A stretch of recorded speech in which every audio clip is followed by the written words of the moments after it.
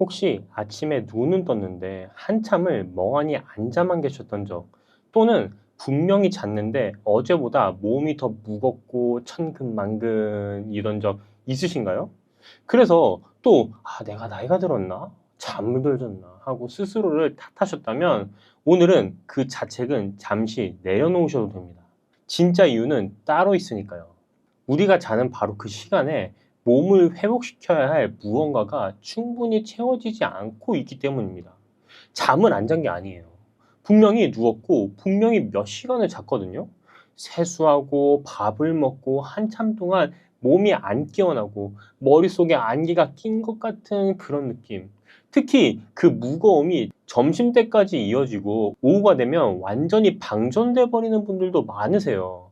그런데 왜 자고 일어나면 오히려 더 무거울까요? 오늘 그 이유를 제가 알려드리겠습니다. 사실 우리가 잠에 대해서 가장 크게 오해하는 게 하나가 있습니다. 오래 자면 개운하겠지라는 생각입니다. 그런데 잠은 단순히 몇 시간 잤느냐의 문제가 아니에요. 같은 7시간을 자도 어떤 날은 개운하고 어떤 날은 전근만근인 이유가 여기 있습니다. 중요한 건 잠의 양이 아니라 잠의 질, 그러니까 얼마나 깊이 잤느냐입니다. 옛 어른들이 잠이 보약이다라고 하신 것도 바로 이 깊은 잠을 두고 하신 말씀입니다. 그리고 이 깊은 잠이야말로 우리가 자는 동안 몸을 회복시키는 진짜 열쇠예요. 그러니까 잠을 줄여서 피곤한 게 아니라 자는 동안 정작 중요한 일이 안 일어나서 피곤한 걸 수 있습니다. 그래서 여기서 잠깐 잠이 어떻게 흘러가는지 한번 보도록 하겠습니다. 우리는 잠은 그냥 잔다, 깬다가 아니라 여러 단계로 이루어져 있어요.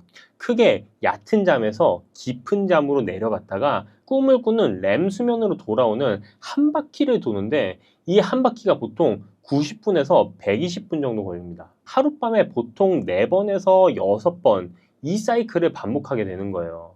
보통 7시간에서 9시간을 자면 이 사이클을 충분히 돌면서 깊은 잠과 렘 수면을 골고루 챙기실 수 있습니다.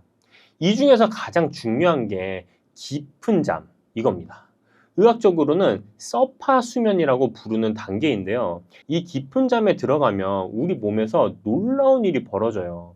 연구 자료를 보면 깊은 잠에 빠질 때 우리 몸은 낮에 생긴 근육의 미세한 손상을 회복하고 면역세포를 새로 정비하고 뇌에 쌓인 노폐물까지 싹 씻어냅니다. 또 이 깊은 잠 동안 낮에 다 써버린 뇌 속 신경 전달 물질도 다시 채워줍니다. 깊은 잠이 곧 몸과 뇌를 충전하는 시간인 셈이죠. 특히 이때 성장 호르몬이 폭발적으로 쏟아져 나와요. 성장 호르몬 하면 아이들이 키 크는 거라고만 생각할 수 있는데, 어른들한테는 이 세포들을 수리하고 이 근육과 이 조직을 재생하는 밤사이 수리공 역할을 합니다. 실제로 남성의 경우 하루 성장 호르몬 분비의 약 70%가 이 깊은 잠 단계에서 나온다는 연구도 있어요. 그리고 깊은 잠과 번갈아 나오는 게 꿈을 꾸는 렘 수면인데, 이 렘 수면은 낮에 있었던 일과 감정을 정리해서 기억으로 저장하는 시간이에요. 근데 재밌는 건 몸을 수리하는 깊은 잠은 주로 잠든 직후 앞쪽 2~3시간에 몰려 있다는 겁니다. 그래서 잠드는 초반에 푹 자는 게 특히 중요합니다. 그러니까 깊은 잠을 충분히 못 자면 이 밤사이 수리가 제대로 안 되는 거예요. 수리공이 파업을 하는 겁니다. 반대로 잠깐 10분, 20분 졸았는데 이상하게 개운했던 경험 있으시죠? 그건 깊은 잠에 빠지기 전에 얕은 단계에서 깼기 때문입니다. 그런데 반대로 깊은 잠에 빠진 상태에서 알람 때문에 억지로 깨면 어떻게 될까요? 오히려 한동안 머리가 멍하고 몸이 더 무겁습니다. 많이 잤는데도 더 피곤한 게 바로 이런 경우예요. 이렇게 깊은 잠에서 억지로 깨면 한동안 멍하고 무거운 상태를 전문가들은 수면 관성이라고 부릅니다. 잠의 관성이 아직 안 풀리는 거죠. 자, 여기서 정말 중요한 걸 제가 하나 짚고 가겠습니다. 그럼 깊은 잠만 잘 자면 되겠네? 싶으시죠? 그런데 똑같이 깊이 자고 일어나도 여전히 개운하지 않은 분들이 있습니다. 사실 밥은 잘 드시는데도 자고 일어나면 무겁고 오후만 되면 기운이 쭉 빠지는 진짜 이유가 따로 있거든요. 이거에 대한 얘기랑 나이 들어서도 그걸 채우는 방법은 이 영상 고정 댓글하고 다음 영상에서 자세히 정리해뒀습니다. 궁금하신 분들은 지금 고정 댓글 한번 눌러보세요. 자, 그런데 그 전에 나이 들면 왜 깊은 잠이 줄어드는지, 그리고 그 깊은 잠을 되찾는 방법부터 제가 말씀을 드리겠습니다. 나이가 들면 가장 먼저 줄어드는 게 바로 이 깊은 잠이에요. 미국의 시카고 의대 연구를 보면 깊은 잠인 서파수면의 비율이 젊은 성인기에는 약 19%였는데 중년이 되면 약 3%까지 뚝 떨어졌습니다. 거의 6분의 1로 확 줄어드는 거예요. 나이가 들면 생체 시계를 담당하는 뇌가 노화하고 잠을 부르는 멜라토닌도 줄어서 같은 시간을 누워 있어도 깊이 못 들어가는 거죠. 그래서 어르신들이 잠을 자는데 자꾸 깨고 자도 잔 것 같지가 않다고 하시는 게 다 이유가 있는 겁니다. 게다가 깊은 잠이 부족하면 스트레스 호르몬인 코르티솔이 밤에도 잘 안 떨어져서 몸이 계속 긴장 상태에 있게 돼요. 그러면 다음날 더 처지고, 그래서 또 깊이 못 자고, 이런 악순환에 빠지게 됩니다. 그런데 여기서 진짜 핵심이 있어요. 깊은 잠에 들어가서 성장 호르몬이 자, 이제 몸을 수리하자 하고 명령을 내려도 정작 수리할 재료가 없으면 공사가 안 됩니다. 그 재료가 바로 단백질 그리고 아미노산이에요. 성장 호르몬이 현장 감독이라면 단백질과 아미노산은 벽돌입니다. 감독이 아무리 공사 시작, 공사 시작, 공사해! 이렇게 해도 벽돌이 없으면 건물은 안 올라가잖아요. 철근도 없고. 그러니까 깊은 잠이 줄어드는 데다 회복에 쓸 재료까지 부족하면 밤새 누워 있어도 몸이 제대로 못 고쳐지는 겁니다. 아침에 자고 일어나도 무거운 게 바로 이 두 가지가 겹친 결과일 수 있습니다. 그리고 우리가 자는 동안은 사실상 7, 8시간을 굶는 거랑 같습니다. 이때 쓸 단백질이 부족하면 몸은 모자란 재료를 채우려고 오히려 내 근육을 헐어서 씁니다. 자는 동안 근육이 빠지는 셈이죠. 그리고 잘 못 잔 다음 날은 유독 단계 땡기고 입맛이 더 도시는 경우도 많으시죠? 이것도 잠이 부족하면 식욕 조절하는 호르몬이 흔들리기 때문입니다. 그래서 나이가 들수록 많이 자는 것보다 깊이 자고 그 안에서 잘 회복하는 것이 훨씬 중요해지는 겁니다. 이 작은 차이가 매일 쌓이면 1년 뒤에는 꽤 큰 차이가 됩니다. 자, 그럼 이쯤 되면 이런 게 좀 궁금하실 것 같아요.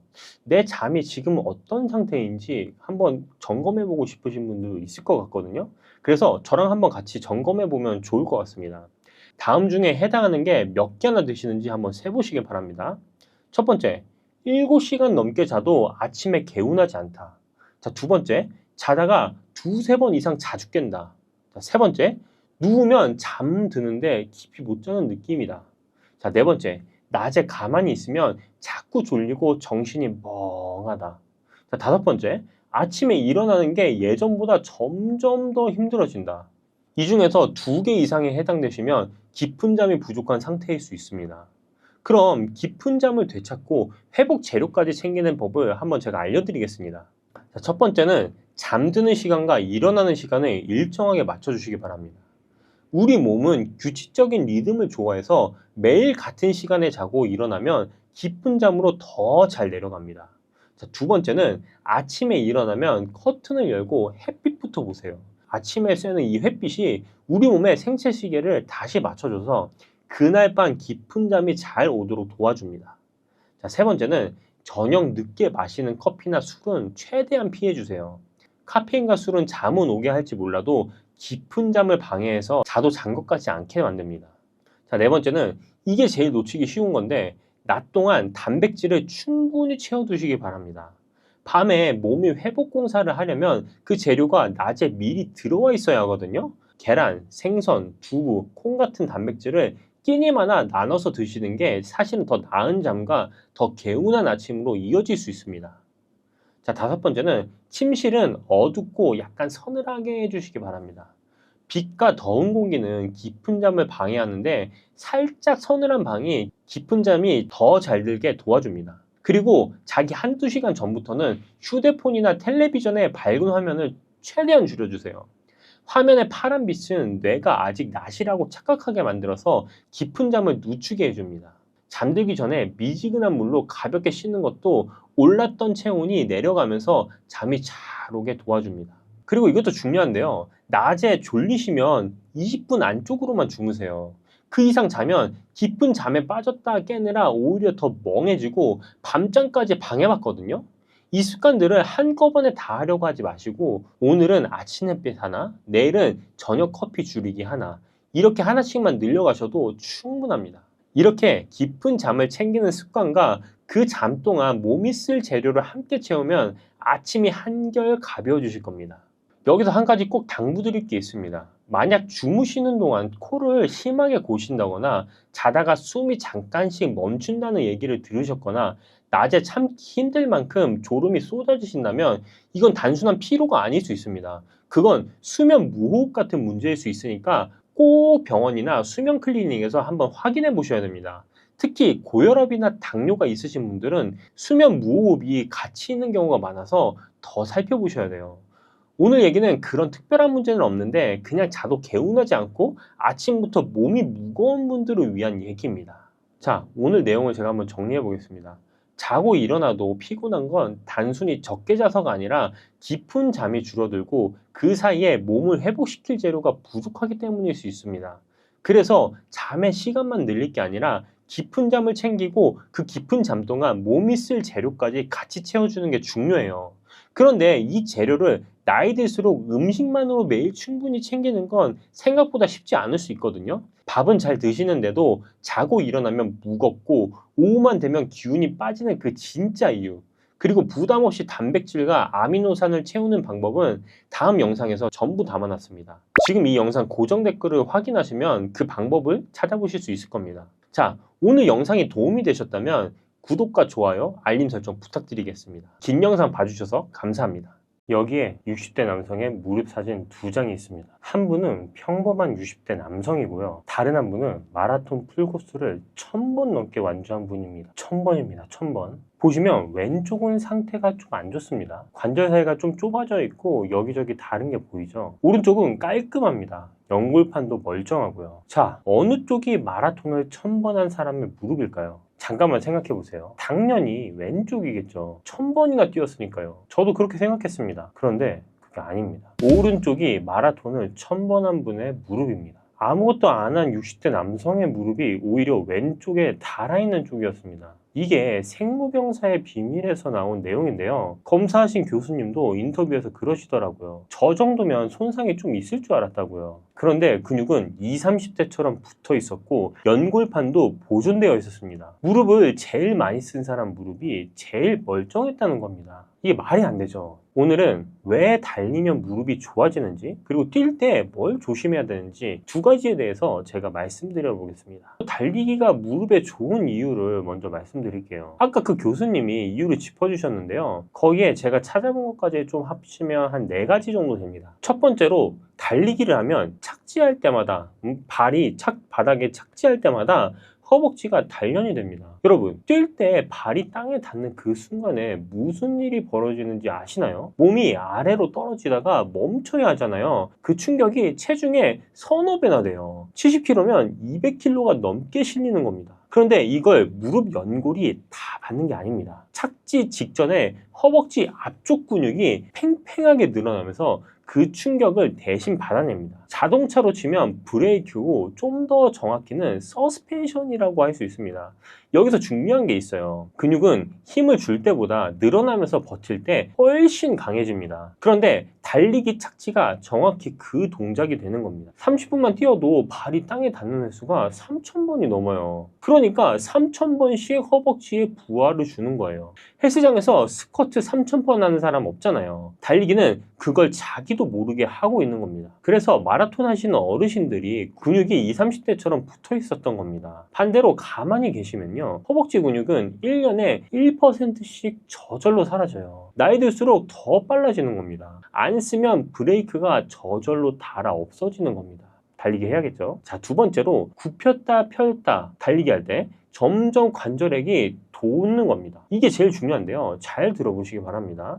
여러분, 무릎 연골에는 혈관이 없다는 거 알고 계셨나요? 우리 몸은 대부분 피가 영양분을 배달해 주는데요. 그런데 연골은 그 배달을 못 받아요. 그럼 연골은 뭘 먹고 살까요? 그게 바로 관절액입니다. 무릎 안에 있는 그 물이에요. 그런데 이 물이 저절로 스며드는 게 아닙니다. 연골이 스펀지라고 생각을 한번 해보면 무릎에 체중이 실리면 스펀지가 꾹 눌리면서 안에 있던 물이 짜여서 나옵니다. 발이 땅에 떨어지면 눌림이 풀리면서 스펀지가 부풀고 그때 새 물이 쫙 빨려 들어가요. 누르고 떼고 누르고 떼고 이걸 반복해야 연골이 밥을 먹는 겁니다. 그럼 아까 제가 말씀드렸던 그 3000번을 다시 한번 생각해 보면 30분을 뛰면 연골을 3000번이나 눌렀다 놓는 겁니다. 그만큼 연골에 밥을 계속 먹이는 거예요. 반대로 하루 종일 앉아 계시면 어떨까요? 스펀지가 계속 눌린 채로 있습니다. 짜여서 나오지도 빨려 들어가지도 않아요. 연골이 그대로 굵는 겁니다. 아프다고 누워만 계시는 게 제일 안 좋은 이유가 바로 여기에 있어요. 쉬는 게 아니라 굶기는 거니까요. 자, 달리기의 효능 이 세 번째는 다리 근육이 펌프 역할을 해준다는 겁니다. 다리 근육이요.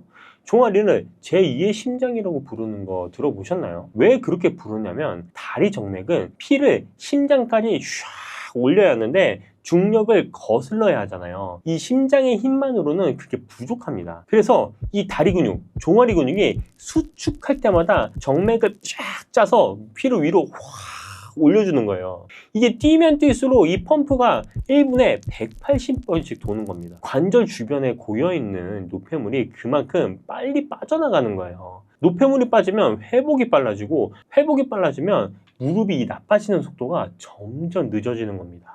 너무 신기하죠? 자, 네 번째로 갈게요. 무릎이 받는 짐 자체가 정말 가벼워집니다.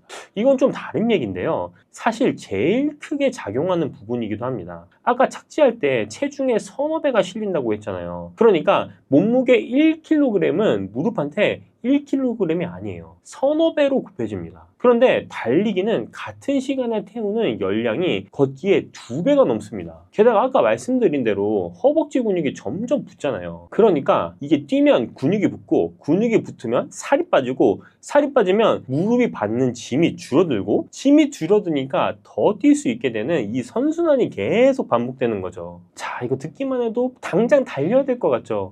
그런데 우리는 지금 뛰는 건 고사하고 하루에 몇 걸음이나 걷나요? 이게 말로만 하면 좀 잘 안 하실 수 있을 것 같아요. 실제 제가 사례를 하나 가져왔습니다. 올해 49이 되신 분의 얘기인데요. 이분이 5달째 평일 아침마다 뛰고 계신다고 합니다. 키가 167에 몸무게가 80kg였는데 지금은 76kg가 되셨답니다. 여기까지만 들으면 뭐 이렇게 생각하실 수도 있을 것 같아요.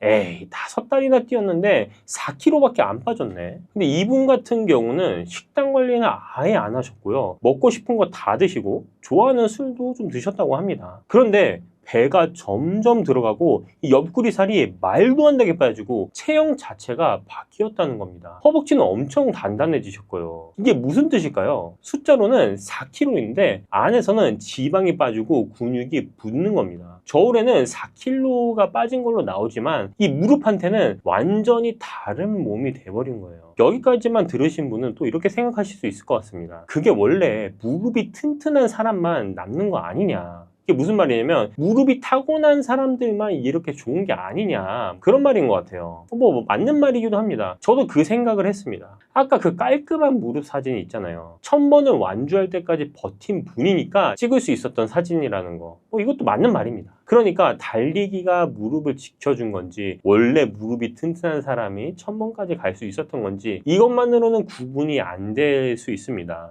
달리기는 분명히 무릎에 부담을 주는 운동인 건 맞기는 합니다. 그래서 지금부터가 진짜 중요한 건데요. 제가 아까 달리기의 효능 두 번째로 관절액을 말씀드렸잖아요. 연골이 스펀지라서 뛸 때마다 눌렸다 부풀면서 밥을 먹는다고요. 그런데 여기에 함정이 하나 있어요. 관절액이 그냥 물이 아니거든요. 여기에는 끈적한 성분이 들어있습니다. 이게 있어야 뼈끼리 부딪히지 않고 미끄러져요. 기계로 치면 윤활유 같은 거죠. 그리고 연골한테 밥을 배달하는 것도 이 물입니다. 그런데 그 안에 있는 끈적한 성분은 좀 달라요. 뼈끼리 스칠 때마다 이게 조금씩 닳습니다. 나이가 들면서 점점 이 끈적한 성분이 줄어드는 겁니다. 20대 무릎에서 관절액을 뽑아보면 꿀처럼 늘어집니다. 실이 되어서 뚝 안 끊겨요. 그런데 60대 무릎에서 뽑아보면 물처럼 뚝뚝 떨어지는 있다는 걸 확인할 수 있습니다. 같은 액체인데 완전히 다른 거예요. 실제로 관절이 상하기 시작한 무릎에서 관절액의 점성이 낮아진다는 건 확인된 사실이에요. 자, 이렇게 묽어지면 무슨 일이 생길까요? 뛰고 나서 무릎에서 뚝뚝 소리가 나시는 게 바로 그겁니다. 그리고 미끄러지질 않으니까 마찰이 생겨요. 마찰이 생긴 자리는 붓고 부으면 그 자리가 또 물을 묽게 만듭니다. 묽어지니까 더 쓸리고 쓸리니까 더 붓고 한 번 시작되면 저절로 나빠지게 되어 있는 겁니다. 이렇게 되면 앞에 세 가지가 다 소용없어져요. 기름 삭은 엔진을 아무리 돌리는 거랑 똑같은 겁니다. 그러면 이 윤활액을 어떻게 끈적하게 계속 채워야 될까요? 여기서 뉴질랜드 이야기를 제가 하나 해드려야겠습니다. 마오리족이라고 그쪽 뉴질랜드 원주민들이 있는데요. 이 사람들을 조사해봤더니 이상한 게 하나 있어요. 바닷가에 사는 사람들이 내륙에 사는 사람들보다 관절 문제가 훨씬 적었던 겁니다. 같은 민족인데 사는 데만 다른 거예요. 그런데 여기서 더 이상한 게 있습니다. 바닷가 사람들이 더 편하게 살았을까요? 오히려 정반대입니다. 맨발로 바위를 타고 파도에 버티면서 조개를 캐고 하루 종일 걷고 뛰던 사람들입니다. 무릎을 훨씬 많이 쓴 쪽이 오히려 무릎이 더 건강했던 거죠. 이거 어디서 많이 듣던 얘기 아닌가요? 아까 그 마라톤 어르신이랑 똑같습니다. 많이 쓰는데도 멀쩡했다. 그러면 채우는 게 있었다는 뜻이잖아요. 그래서 뭘 다르게 먹나 봤더니 조개를 늘 먹고 있었습니다. 그냥 조개가 아니라 초롱이 홍합을 드시고 있더라고요. 그래서 이 조개 성분 한번 뜯어봤어요. 두 가지가 눈에 띄더라고요. 첫 번째, 관절액 만들 원자재가 들어있습니다. 아까 말씀드렸잖아요. 뛰면 관절액이 쓰이고 쓴 만큼 몸이 다시 만들어야 한다고요. 그런데 만들려면 재료가 있어야 하잖아요. 그 재료가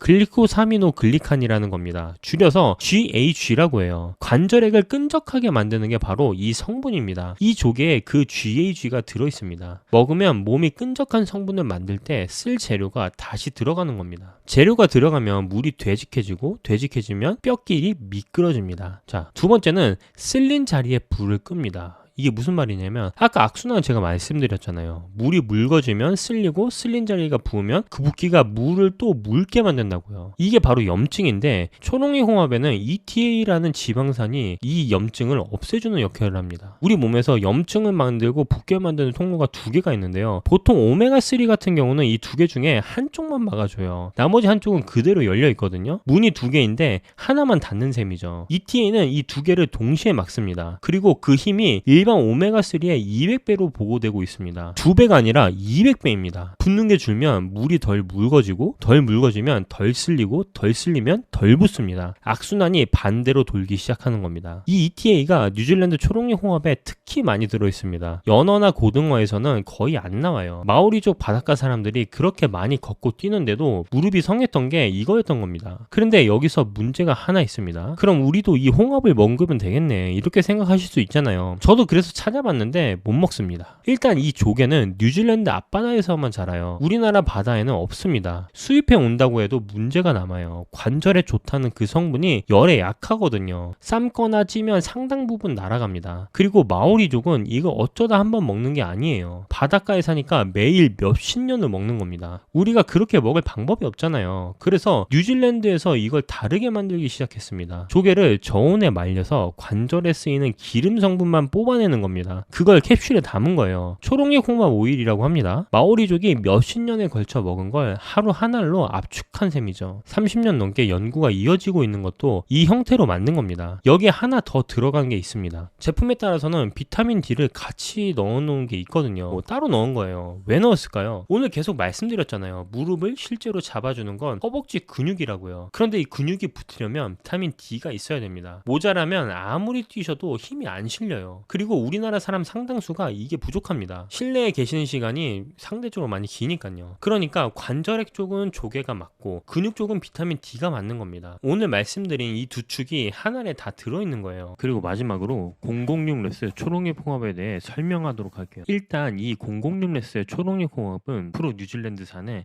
100% 뉴질랜드에서 가공되었습니다. 보통 초롱이 홍합하면 다 뉴질랜드산이라고 하는데 막상 보면 호주에서 제조했다는 경우가 많잖아요. 근데 006 레스 초록잎 홍합은 뉴질랜드 현지에서 제조되고 현지 면세점에서 판매되는 제품입니다. 그리고 이게 중금속하고도 걸립니다. 조개는 바닷물을 하루 종일 걸러 먹고 사는 놈이거든요. 그 바다가 깨끗해야 조개도 깨끗한 겁니다. 뉴질랜드는 이 조개 키우는 해역을 나라에서 따로 관리합니다. 아무 데서나 못 캐요. 수질을 정기적으로 검사하고 기준에 안 맞으면 그 해역은 아예 채취를 막습니다. 그러니까 어디서 잡았고 어디서 만들었는지 그거 하나만 보셔도 절반은 걸러집니다. 자, 그리고 원산지만큼 중요한 게 함량이잖아요. 006 거는 원물 함량이 25,000mg이고 비타민 D가 1000IU가 함유되어 있습니다. 1000IU는 25 마이크로그램인데요. 저희가 보통 알기론 비타민 D 하루 충분 섭취량이 10에서 15 마이크로그램으로 알고 있지만 65세 이상의 고령자 같은 경우에는 혈중 농도 정상화를 위해서 1000IU 25 마이크로그램 이상 드시는 걸 추천해요. 그래서 고령자의 혈중 농도 안정 기준에 딱 맞는 006 랩스를 추천합니다. 초록잎 홍합의 구성은 3개월치, 6개월치, 9개월치가 있는데요. 한번 먹다 보면 3개월은 금방 가더라고요. 저는 개인적으로 6개월치를 추천합니다. 자세한 내용은 상세 페이지에서 보시면 어떤 종류가 있는지 따로 확인해 볼 수 있어요. 관절에 좋은 성분들이 풍부한 초록잎 홍합 서로 건강 특가로 준비했으니까요. 영상 더보기란 클릭해서 가장 싸게 가져가세요. 자, 오늘은 달리기가 무릎에 주는 효능에 대해서 같이 알아보고 주의할 점 4가지 그리고 채우는 방법까지 같이 알아봤는데요. 긴 영상 끝까지 봐주셔서 감사합니다. 이 영상이 도움이 되셨다면 구독과 좋아요, 알림 설정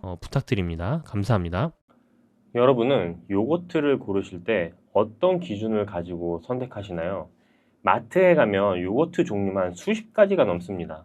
대부분의 사람들은 뚜렷한 기준 없이 어디 유명한 회사거나 연예인이 광고하는 것 아니면 디자인이 이쁜 걸 고르시죠. 이 조금 아시는 분들은 그릭 요거트나 건강, 무가당과 같은 표시를 보고 구매하실 거예요. 근데 그 중에 진짜 건강하게 먹을 수 있는 요거트는 몇 개 안 됩니다. 심지어는 요거트 모양만 낸 가짜 요거트가 있다는 것 알고 계셨나요? 건강해지려고 먹은 요거트가 오히려 당만 올리는 경우도 많고요. 요거트 좋다는 말에 건강 한번 챙겨보려고 무가당 제품을 샀는데 밋밋한 맛에 한두 번 먹고 그만두신 분도 계시지 않나요? 오늘은 요거트의 진짜 효능부터 잘못 먹으면 오히려 건강을 해치는 경우 그리고 진짜 요거트 고르는 법까지 제가 한 번에 정리해 드리겠습니다. 저를 따라오시면 오늘부터 요거트 고르는 기준이 확실히 잡히실 겁니다. 먼저 요거트의 효능에 대해서 말씀드릴게요. 요거트는 우유를 발효시켜서 만든 유제품이라 유제품의 장점을 그대로 가지고 왔습니다. 그리고 사실 요거트는 인류가 먹어온 가장 오래된 음식 중에 하나입니다. 기원전 5000년경에 신석기 시대부터 중앙아시아 유목민들이 우유를 오래 보관하려고 발효시킨 게 그 시작이었으니까 생각보다 아주 오래된 음식이죠. 그리고 약 100년 전에는 재밌는 일이 있었습니다. 한 노벨상 수상 과학자가 불가리아 시골에 노인들이 유난히 오래 사는 걸 보고 그들이 매일 먹던 요거트에 집중했습니다. 그 요거트 속에 있는 유산균이 비결일 거라고 본 이 연구가 오늘날 우리가 말하는 유산균, 프로바이오틱스라는 개념의 출발점이 됐습니다. 그리스에서도 요거트는 특별한 게 아니라 아주 오래된 일상 음식인데 세계적인 장수 마을로 꼽히는 이카리아 섬의 전통 식단에도 늘 요거트가 함께해 왔습니다. 이렇게 오래 사랑받아온 요거트가 특히 한국 중장년층에게 유익한 점이 있습니다. 제가 3가지만 짚어드릴게요. 자, 첫 번째가 칼슘입니다. 그러니까 아는 분들은 다 아는 내용이죠. 뼈 건강이 신경 쓰이는 분들에게 반가운 부분입니다. 칼슘 하면 우유가 떠오르시잖아요. 그런데 한국 성인은 유당 분해 효소가 부족한 비율이 높아서 우유를 마시면 속이 부글부글 거리는 분들이 많습니다. 요거트는 발효 과정에서 유산균이 유당을 상당 부분 분해해 놓기 때문에 같은 유제품인데도 소화 부담이 훨씬 적습니다. 그래서 우유는 못 먹어도 요거트는 괜찮은 겁니다. 자, 두 번째는 단백질입니다. 우유가 농축되면서 단백질이 더 진해지는데요. 특히 그릭 요거트는 그리스식으로 한 번 더 농축해서 수분을 덜어내고 알맹이만 남긴 셈이라 단백질이 훨씬 높습니다. 말하자면 우유에 좋은 것만 꾹꾹 눌러 담은 진액인 셈이죠. 그래서 아까 오프닝에서 말씀드린 그냥 요거트 대신 굳이 그릭 요거트를 찾는 이유가 바로 이 단백질 때문입니다. 나이가 들면 근육이 줄기 때문에 단백질을 꾸준히 챙기는 게 중요한데 소화 부담이 적은 그릭 요거트는 고기가 부담스러운 날에 좋은 대안입니다. 자, 다음 세 번째는 유산균입니다. 요즘은 장 건강과 뇌 건강의 관계가 세계적으로 가장 뜨거운 주제일 만큼 장 관리가 전신 건강의 출발점으로 주목받고 있는 거 아시나요? 실제로 이번 노벨상 같은 경우도 장 건강과 관련된 연구를 내놓으신 분들이 다 타셨죠. 실제로 SBS 육체 실험이라는 방송에서 흥미로운 실험이 소개된 적이 있습니다. 평소 늘어져 있던 쥐에게 특정 장내 유익균을 넣어줬더니 갑자기 쳇바퀴를 열심히 돌리기 시작한 거예요. 이 실험이 장 속의 유익균이 뇌 동기부여와 보상 영역을 자극한다는 것을 알 수 있습니다. 장을 건강하게 만들었더니 몸을 움직이는 의욕까지 달라진, 장과 뇌가 서로 연결되어 있다는 걸 보여준 대표적인 사례죠. 자, 이렇게 좋은 요거트 언제 먹으면 좋을까요? 제가 요거트를 먹기 가장 좋은 시간대 세 가지를 알려드릴 텐데요. 이 중에서 하나만 실천하고 계셔도 정말 잘하고 계신 겁니다. 요거트를 이렇게 챙겨 드시는 분이 많지는 않거든요. 이 정도까지 아시면 대한민국 건강관리 상위 10%이실 거예요. 자, 그러면은 제발 집중해서 한번 들어보세요. 첫 번째는 간식 시간입니다. 과자 대신에 요거트 한 컵이면 당은 낮추고 단백질을 채우는 간식이 됩니다.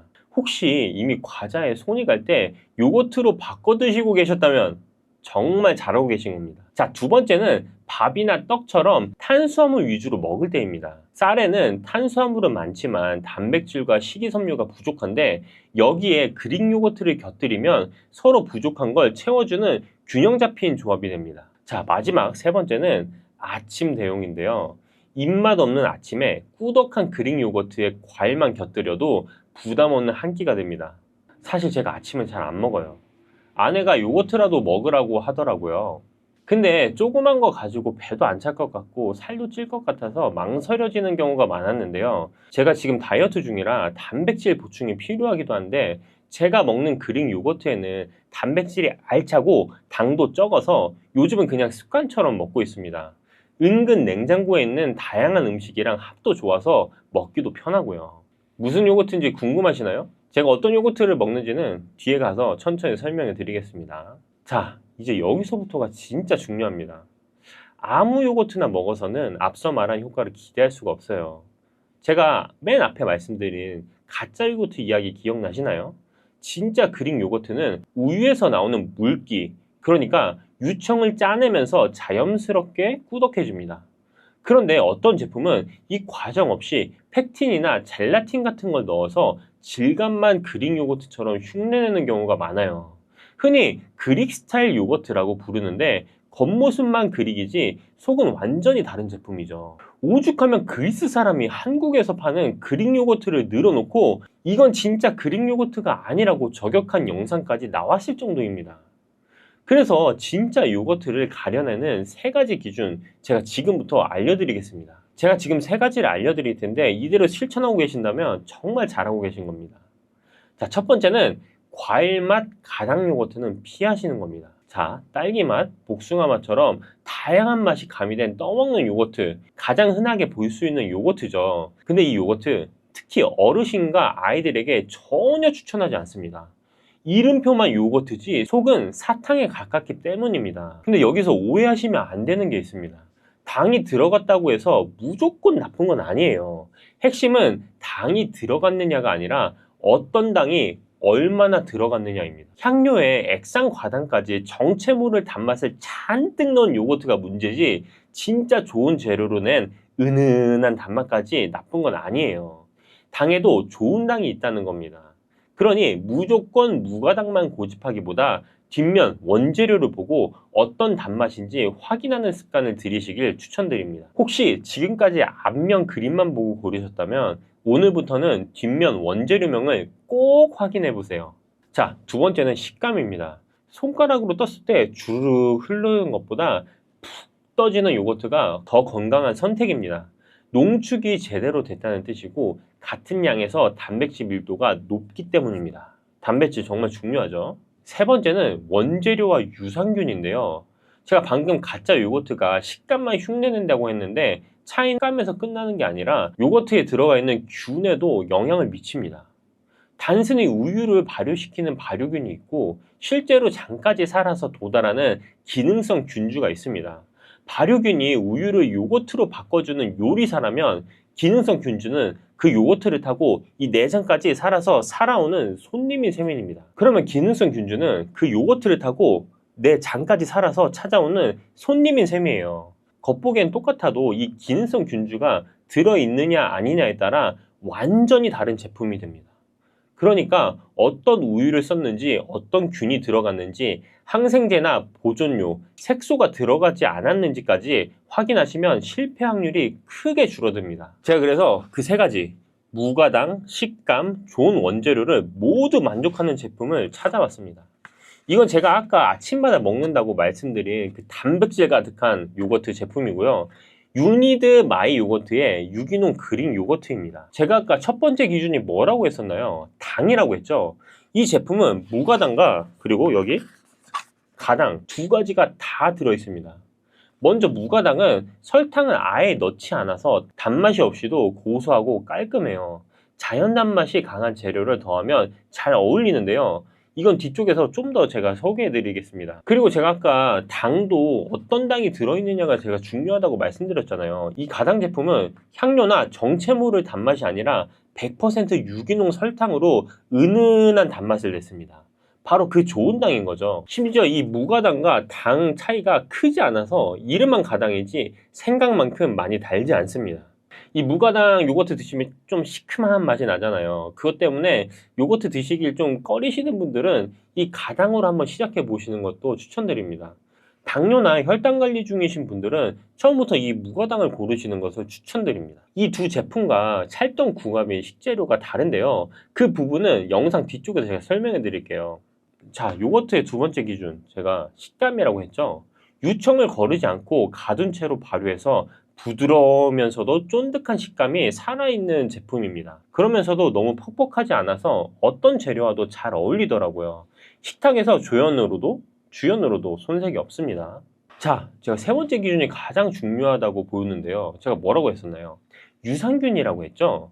이 유니드 마이 요거트에서는 유기농 우유로 만들고 항생제도, 유화제도, 보존료도, 색소도 넣지 않았습니다. 몸에 굳이 필요 없는 네 가지를 다 뺀 거죠. 국가위생 인증의 햇섭 인증이 있고요. 그릭 요거트 제조 방법 특허까지 보유하고 있어요.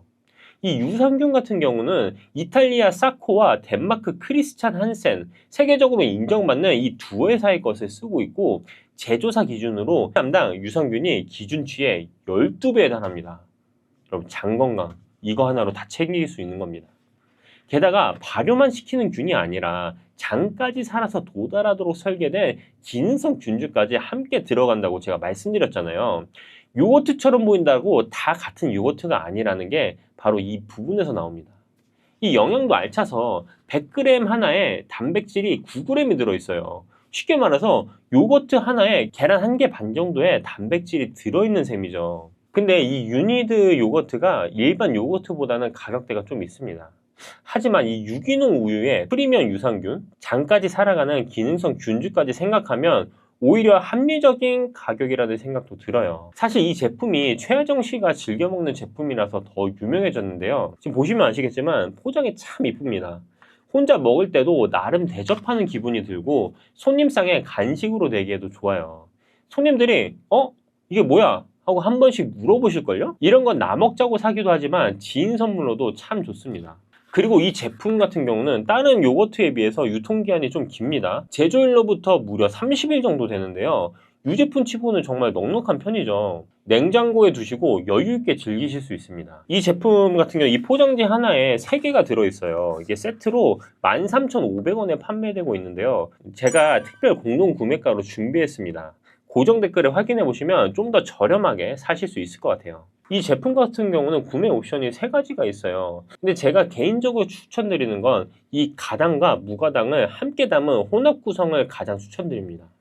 무가당의 담백한 맛과 가당의 은은한 맛을 둘 다 드셔보시고 내 취향에 맞는 쪽을 찾으시면 되니까요.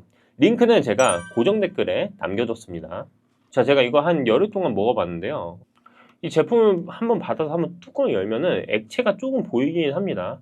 이거 유청인데요. 배송 중에 요거트가 흔들리면서 제형과 유청이 분리된 건데 상한 게 아니니까 안심하셔도 됩니다. 너무 유청이 많이 보이면 하루 정도 냉장 보관해서 숙성한 뒤에 드시면 더 쫀득하게 드실 수 있습니다. 절대 버리지 마시고 잘 섞어서 그대로 드시면 됩니다. 제가 이걸 직접 먹어보니까 제일 체감되는 좋은 점은 바로 식감이더라고요. 여러분, 꾸덕한 요거트 한번 드셔보셨나요? 저는 그래놀라나 블루베리를 주로 섞어서 먹는데요. 요거트가 너무 꾸덕하면 섞이지를 않아요. 섞다가 답답했던 적이 한두 번이 아니거든요. 그리고 텁텁하면 먹다가 이걸 맛으로 먹는 건지 건강 챙기려 먹는 건지 모르겠고 제 경우엔 한 통 다 먹기가 좀 힘들더라고요. 근데 이 유니드 제품 같은 경우는 꾸덕하기보다 쫀쫀하고 탱탱합니다. 그래서 다른 재료들을 넣어도 잘 섞여서 이것저것 조합해서 먹기가 너무 좋더라고요. 블루베리랑은 기본으로 잘 어울리고요. 저는 꿀도 넣어서 먹었는데 단 거 첨가 안 하고 먹어도 고소하고 담백하게 맛있습니다. 이건 취향 차이일 것 같아요. 그리고 무가당인데 아무 맛도 안 나는 게 아니라 은은하게 산미가 있어요. 여기에 뭘 추가해서 먹으면 그 재료 맛만 나는 게 아니라 재료 본래의 맛을 더 살려줍니다. 조미료처럼요.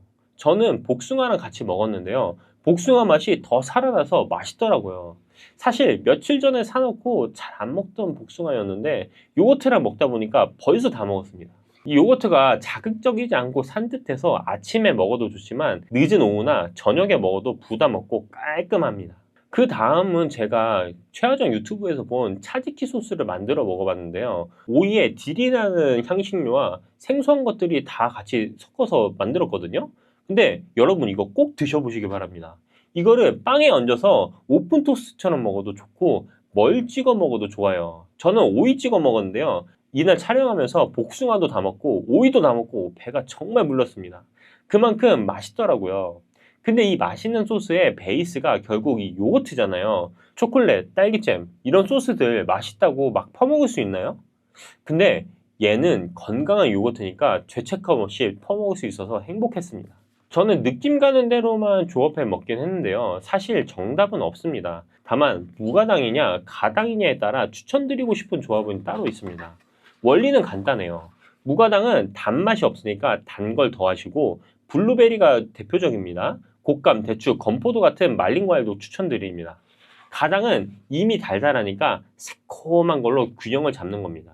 키위, 딸기, 무가당, 아까 제가 말씀드린 차지키 소스도 괜찮고요. 그래놀라, 의외로 오이랑도 조합도 좋습니다. 짭짤한 것과도 잘 어울리고요. 그리고 반대로 피해야 될 조합이 있습니다. 이거 꼭 명심하시길 바래요. 무가당을 사놓고 여기에 시럽이나 과일청을 듬뿍 넣고 계시는 분들이 있습니다. 그렇게 드시면 무가당과 가당의 차이가 없겠죠. 그리고 많이들 드시는 그래놀라. 그 중에서도 당이 잔뜩 입혀진 그래놀라는 겉에만 건강식이지 과자와 비슷합니다. 든든히 먹는다고 많이 넣으시는 건 조심해야 합니다. 제가 요거트를 보면서 이런 걱정을 하시는 분들도 있을 것 같아요. 요거트의 칼슘으로 결석을 걱정하시는 분들이 적지 않다고 제가 알고 있는데요. 이건 과장된 걱정입니다. 음식에 칼슘 함량이 아무리 높다고 해도 그 음식으로 결석이 발생되려면 정말 많이 드셔야 돼요. 그래서 음식 때문에 내가 결석이 생겼나? 라기보다는 고함량 칼슘 보충제 같은 것들을 장기간 드시는 경우이니까 요거트를 줄이시기보다 내가 먹는 고함량 영양제부터 살피시면 좋습니다. 자, 여기까지 정리해 보겠습니다. 요거트는 단백질, 칼슘, 유산균을 한 번에 챙기는 훌륭한 간식입니다. 고를 때는 어떤 당을 넣었는지, 식감은 어떤지, 좋은 우유와 기능성 균주로 만들었는지 세 가지만 기억하시길 바랍니다. 그리고 아무리 좋아도 한 번에 너무 많이 드시지 않는 것, 이게 마지막 지침입니다. 오늘 소개해드린 유니드 마이 요거트 유기농 그릭 요거트는 더보기란과 고정 댓글에서 확인할 수 있습니다. 건강을 최우선으로 하신다면 무가당으로 드시고 요거트가 처음이시라면 유기농 설탕으로 은은하게 단맛을 낸 가당으로 건강하고 맛있는 하루 시작해 보시길 바랍니다. 오늘도 끝까지 시청해 주셔서 감사합니다. 구독과 좋아요, 알림 설정 부탁드립니다.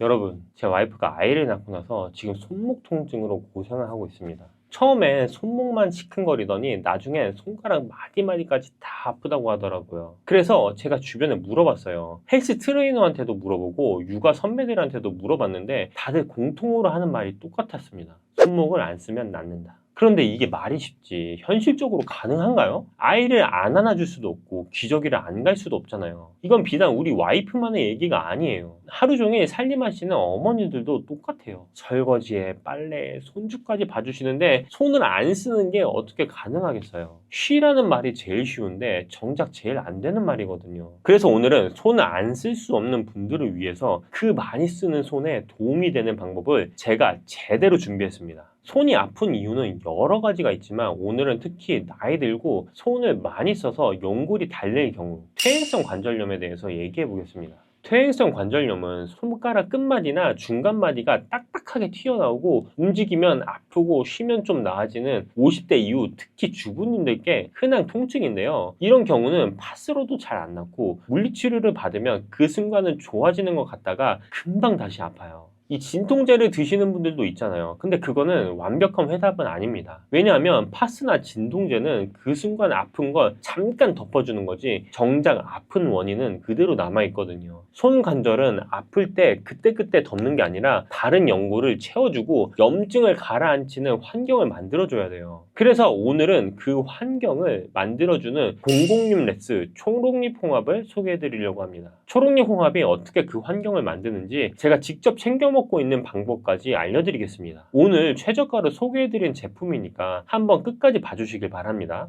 자, 먼저 초록잎 홍합이 뭔지부터 말씀드릴게요. 초록잎 홍합은 뉴질랜드 청정 바다에서만 사는 특별한 홍합인데 껍데기 가장자리가 초록빛이라 그렇게 불립니다. 이게 왜 유명해졌냐면 이 홍합을 주식으로 먹는 뉴질랜드 원주민 마오리족은 관절염 환자가 유난히 드물었어요. 바닷속에서 강한 자외선을 견디려고 항염 물질을 잔뜩 머금은 홍합이라서 무릎 관절, 손목 관절이 튼튼했던 거예요. 그 비밀이 바로 이 초록잎 홍합 안에 있는 ETA라는 성분인데요. 이 ETA가 우리 몸에 들어오면 EPA라는 오메가3로 바뀌는데 이 EPA가 관절의 염증을 일으키는 류코트리엔이라는 물질을 딱 억제해줍니다. 쉽게 말하면 관절에 낳은 불에 직접 무릎 끼얹어서 불씨를 꺼주는 거예요. 이게 첫 번째 염증을 잡는 역할입니다. 그리고 두 번째가 있는데 이거 훨씬 더 중요합니다. 초록잎 홍합에는 연골을 이루는 재료인 글루코사민하고 콘드로이신까지 같이 들어있어요. 나이 들수록 이 연골 재료가 줄어드는데 그걸 채워주는 거예요. 즉 염증을 가라앉히면서 동시에 다른 연골 재료까지 꽉 채워주는 이 두 가지를 한 번에 하는 거죠. 시중에 흔한 오메가3는 염증 쪽만, 글루코사민은 연골 재료만 채워서 하나만 해요. 그래서 초록잎 홍합이 손 관절 환경을 만드는데 더 잘 맞는 겁니다. 근데 이게 그냥 좋다 하는 얘기가 아니에요. 연구로도 꽤 쌓여 있습니다. 2003년에는 프랑스의 한 국제학술지에 국내 연구가 실렸는데 무릎하고 고관절 관절염 환자 54명이 6개월 동안 초록잎 홍합 추출물을 챙겨 먹었더니 80%가 넘는 분들이 증상이 좋아졌다고 해요. 또 국내 7개 대학병원에서 골관절염 환자들을 대상으로 2달 동안 실험했더니 관절 통증하고 기능이 최대 83.7%까지 개선됐다는 결과도 있습니다. 이 초록잎 홍합의 항염 효과가 일반 생선 기름보다 무려 200배나 높다는 연구도 있고요. 그래서 이 초록잎 홍합의 핵심 성분은 우리 식약처에도 관절 건강에 도움을 줄 수 있다고 인정을 받았어요. 이 연구들은 주로 무릎 같은 큰 관절을 본 거지만 이 손가락하고 손목도 똑같이 연골이 닳고 염증이 생기는 퇴행성 관절염이거든요. 그러니까 염증을 잡고 연골을 채운다는 이 원리는 이 손 관절에도 그대로 통하는 거예요. 근데 여기서 진짜 중요한 게 있습니다. 초록잎 홍합이라고 다 같은 게 아니에요. 이 초록잎 홍합은 열하고 습기에 굉장히 약해서 채취하고 가공하는 과정에서 그 좋은 성분이 쉽게 날아가 버려요. 그래서 현지에서 바로 가공해야 성분이 살아 있습니다. 그런데 시중엔 원료만 뉴질랜드산이고 가공은 호주 같은 나라에서 한 제품이 꽤 많이 있거든요. 제가 챙겨 먹는 이 006랩스 원료는 뉴질랜드산이고 가공도 100% 뉴질랜드 현지에서 합니다. 뉴질랜드 현지 면세점에서도 판매되는 제품이에요. 원물 함량도 25,000mg으로 넉넉하게 들어있습니다. 여기 하나 더 있는데요. 비타민 D가 1000IU나 들어있어요. 관절하고 뼈 건강엔 비타민 D가 꼭 필요한데 부족하면 칼슘 흡수가 잘 안 돼서 뼈하고 관절이 더 약해지거든요. 특히 65세가 넘으면 비타민 D가 더 많이 필요한데 이 006 랩스는 딱 그 기준을 맞춰서 따로 챙길 필요가 없습니다. 이 초록잎 홍합으로 관절도 챙기고 비타민 D로 뼈까지 챙기고 이게 한 알에 다 들어있는 겁니다. 제가 딱 한 가지만 당부드리겠습니다. 혹시 아침에 손 뻣뻣함이 30분 넘게 가고 양손이 대칭으로 붓고 열이 나거나 밤에 손이 짜릿하게 저리고 통증이 2주 넘게 계속된다면 이건 다른 병일 수도 있습니다. 류마티스 관절염이 대표적일 수 있죠. 꼭 병원에서 먼저 진단을 받아보시길 바랍니다. 초록잎 홍합은 병을 치료하는 약이 아니라 퇴행성으로 닳고 약해진 관절을 매일 관리해주는 영양 보충이에요. 손은 한번 굳으면 되돌리기가 어려우니까 더 굳기 전에 지금부터 챙기시는 게 정말 중요합니다. 제가 직접 먹고 있는 이 006 랩스 초록잎 홍합은 제가 유튜브 최저가로 준비했으니까요. 고정 댓글하고 더보기라는 링크 확인해 보시면 됩니다. 긴 영상 봐주셔서 감사합니다. 건강한 하루 되세요.